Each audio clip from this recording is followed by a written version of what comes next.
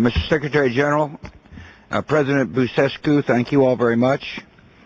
For nearly 6 decades, the NATO alliance has been the hope of a world moving toward freedom and justice and away from patterns of conflict and fear. During times of great challenge, we have advanced our ideals. We've stood firm in defending them, and we have offered NATO's promise to nations willing to undertake the hard work and sacrifices required of its members. Since the end of the Cold War, NATO has welcomed 10 liberated nations to its ranks.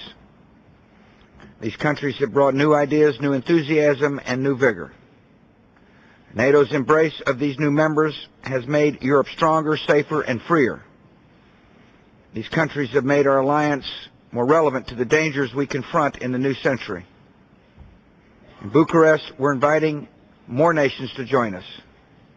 I'm pleased that the alliance has agreed to invite Albania and Croatia to become members of NATO. Both these nations have demonstrated the ability and the willingness to provide strong and enduring contributions to NATO. Both have undertaken challenging political, economic, and defense reforms. Both have deployed their forces on NATO missions. Albania and Croatia are ready for the responsibility NATO brings, and they will make outstanding members of this alliance.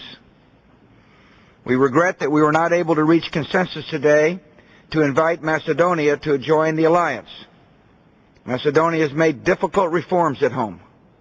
It is making major contributions to NATO missions abroad.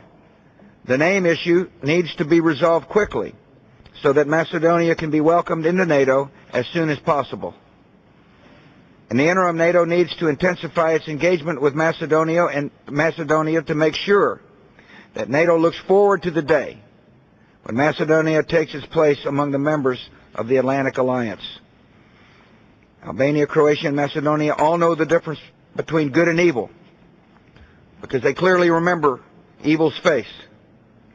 These nations do not take their freedom for granted because they still remember life without it.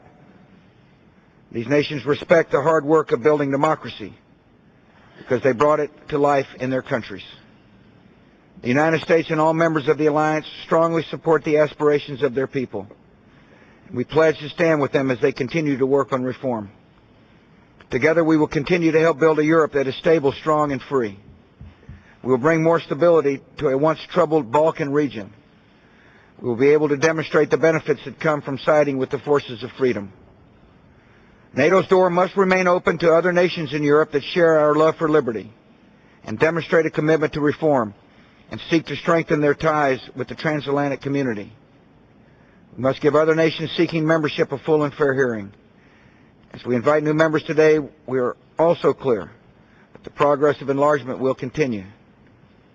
The alliance has always welcomed those willing to make the sacrifices necessary to protect our nations and serve as forces for peace. And that is what's made our alliance unbreakable, and that is why NATO remains the most successful alliance in the history on behalf of human freedom. Congratulations and thank you. Thank you very much, Mr. President.